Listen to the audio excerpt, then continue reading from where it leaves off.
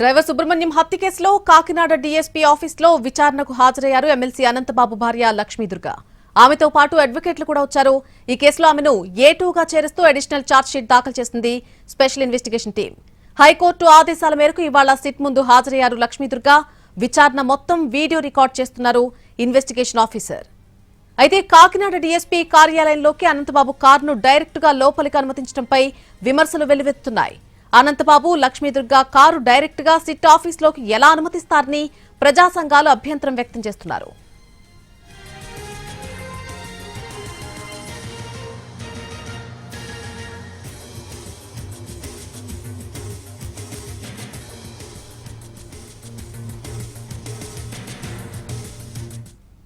Driver Subrahmanyam హత్య కేసులో Kakinada DSP ఆఫీసులో విచారణకు హాజరయ్యారు ఎమ్మెల్సీ అనంతబాబు భార్య లక్ష్మీదుర్గ.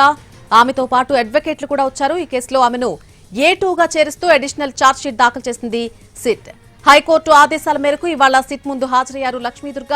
విచారణ మొత్తం కూడా వీడియో రికార్డ్ చేస్తున్నారు ఇన్వెస్టిగేషన్ ఆఫీసర్. అయితే కాకినాడ డీఎస్పీ కార్యాలయంలోకి అనంతబాబు కారును డైరెక్ట్ గా అలా లోపలికి ఎలా అనుమతిస్తారు అంటూ ప్రజా సంఘాలు మండిపడుతున్నాయి. తీవ్ర విమర్శలు వెల్లువెత్తున్న అంశానికి సంబంధించి అనంతబాబు లక్ష్మీదుర్గ కారు డైరెక్ట్ గా సిట్ ఆఫీసులోకి ఎలా అనుమతిస్తారంటూ ప్రజా సంఘాలన్నీ కూడా అభ్యంతరం వ్యక్తం చేస్తున్నాయి.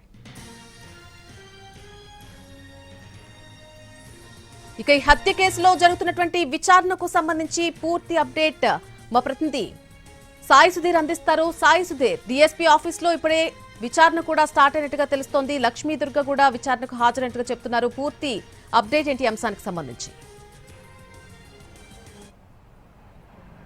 నలిని, డ్రైవర్ సుబ్రహ్మణ్యం హత్యకు సంబంధించి ఎమ్మెల్సీ అనంతబాబు భార్య లక్ష్మీదుర్గ విచారణ కొనసాగుతుంది. దానికి సంబంధించి కరెక్ట్గా 10-15 నిమిషాలకి ఆమె ఇన్వెస్టిగేషన్ ఆఫీసర్, ప్రస్తుతం ఇన్వెస్టిగేషన్ ఆఫీసర్ ఎవరైతే ఉన్నారో మనీష్ దేవరాజ్ పటేల్ ఆఫీస్కు వచ్చారు. ఎమ్మెల్సీ అనంతబాబు స్వయంగా వచ్చి భార్యను ఇక్కడ డ్రాప్ చేసి వెళ్లిపోయిన పరిస్థితి. అంటే దీనికి సంబంధించి కూడా డైరెక్ట్గా ఆరోపణలు ఎదుర్కొంటున్న వ్యక్తి డైరెక్ట్గా ఇన్వెస్టిగేషన్ ఆఫీసర్ రూమ్ లోపలికి ఏ విధంగా అనుమతిస్తారని ప్రజా సంఘాల నేతలు అభ్యంతరం వ్యక్తం చేస్తున్నారు. దీనికి సంబంధించి కూడా కోర్టు ఆదేశాల మేరకు ఈ నెల 16 నుంచి, అంటే ఈ రోజు నుంచి నెల 29 వరకు కూడా ఇన్వెస్టిగేషన్ ఆఫీసు దగ్గర పూర్తి స్థాయిలో కేసుకు సంబంధించి విచారణ ఉదయం 10 గంటల నుంచి సాయంత్రం 5 గంటల వరకు విచారణకు హాజరు కావాలని కోర్టు డైరెక్షన్ ఇచ్చింది. దానికి అనుగుణంగానే ఎమ్మెల్సీ అనంతబాబు భార్య లక్ష్మీదుర్గ మరొక వైపు అడ్వకేట్ను కూడా పోలీసులు లోపలికి అనుమతించారు. ప్రస్తుతానికైతే దీనికి సంబంధించి పూర్తి స్థాయిలో విచారణ జరుగుతుంది. అంటే ఇప్పటికే సిట్ దీనికి సంబంధించి గతంలో విచారణ చేసిన సమయంలో ఎమ్మెల్సీ అనంతబాబు మాత్రమే డ్రైవర్ సుబ్రహ్మణ్యం హత్య కేసులో పాల్గొన్నారని ఆయన్ను A1గా గతంలో విచారణ సమయంలో అప్పటి పోలీసులు పేర్కొన్నారు. దీనికి సంబంధించి కూడా A2గా ఎమ్మెల్సీ అనంతబాబు భార్య లక్ష్మీదుర్గని A2గా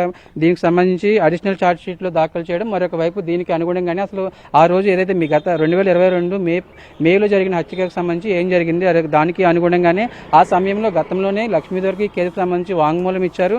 ఆ సమయంలో తాను ఒక హాస్పిటల్లో, బంధువులు హాస్పిటల్లో ఉంటే వాళ్ళని పరామర్శించడానికి వెళ్ళానని లక్ష్మీదుర్గ వాంగ్మూలం ఇచ్చింది. దీనికి సంబంధించి కూడా ఇప్పటికే సిట్ ఇన్వెస్టిగేషన్ టీము కోర్టు ముందు, రాజమండ్రి SC/ST కోర్టు ముందు పూర్తి స్థాయిలో ఆధారాలు ఉంచారు. సీసీ కెమెరాలు, అదేవిధంగా టెక్నికల్ ఎవిడెన్స్ పూర్తి స్థాయిలో కోర్టు ముందు ఉంచారు. దీనికి అనుగుణంగానే పోలీసులు పూర్తి స్థాయిలో విచారణ జరపడం, మరొక వైపు అడిషనల్ ఛార్జ్షీట్లో పూర్తి స్థాయిలో ఆధారాలతో సహా టెక్నికల్ ఎవిడెన్స్, మరొక వైపు సీసీ కెమెరాలు, దాదాపు 8 చోట్ల సీసీ కెమెరాలకు సంబంధించిన ఆధారాలు కోర్టు ముందు ప్రవేశపెట్టారు. దానికి అనుగుణంగానే ప్యారలల్ గానే ఆ రోజు గతంలో ఇచ్చిన వాంగ్మూలం, మరొక వైపు తమ దగ్గర ఉన్న ఆధారాలు పూర్తి స్థాయిలో సిట్ అధికారులు అనంతబాబు భార్యకు సంబంధించి పూర్తి స్థాయిలో విచారణ చేస్తున్నారు. అంటే ఇప్పటికే కేసుకు సంబంధించి డ్రైవర్ సుబ్రహ్మణ్యం హత్య కేసు సర్పవరం పోలీస్ స్టేషన్లో నమోదైంది.